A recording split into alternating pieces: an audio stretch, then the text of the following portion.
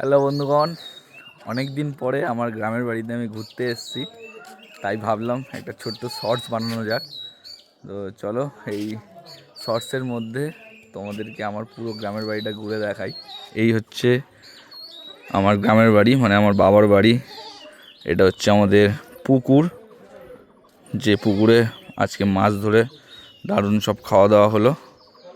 আর এই হচ্ছে এটা আমাদের বরজেঠুর বাড়ি, আর ওটা আমাদের বাড়ি। আর এই যে আমাদের জেঠিমাদের ছাগল দেখো, এই ছাগল, এটা পুচকে ছাগল, এই কুটু কুটু কুটু কুটু কুটু কুটু কুটু।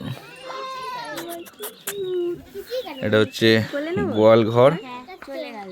এই পুকুর পাড়ে বসলে বিশাল শান্তি, দারুণ লাগে, কারণ এত সুন্দর হাওয়া, শান্তি। আর এদিকে রয়েছে একটা গন্ধরাজ লেবুর গাছ, অনেক লেবু হয়ে আছে, প্রচুর লেবু। আর এদিকে ফুল গাছ ভর্তি। এত চিৎকার কিসের তোর? ওই তো আসছে, এটা হচ্ছে দিদি আমার, এই হচ্ছে আমার একটা ভাগনা, এই হচ্ছে বড় উঠোন আমাদের। এই ডাব গাছ একটা, এই দেখো কত ডাব হয়ে আছে, আজকে সকালে ডাব পেড়ে খেয়েছি।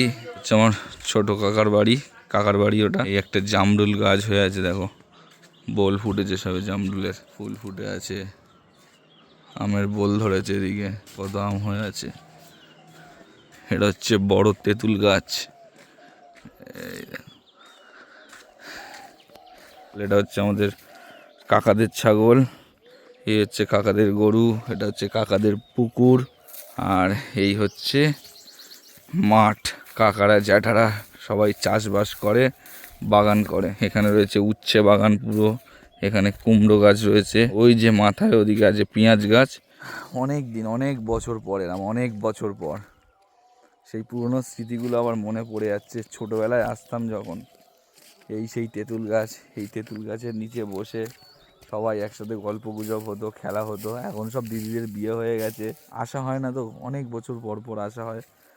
কালকে মহোৎসব ছিল, সেই কারণেই আসা। দিদিরা সবাই এসছে, বেশ ভালো লাগছে। গ্রাম বাংলা হচ্ছে আমার প্রিয়, সত্যি কথা বলতে। যতই ওই শহরের জঞ্জাটের মাঝে থাকি না কেন, গ্রামে আসলে একটা আলাদাই।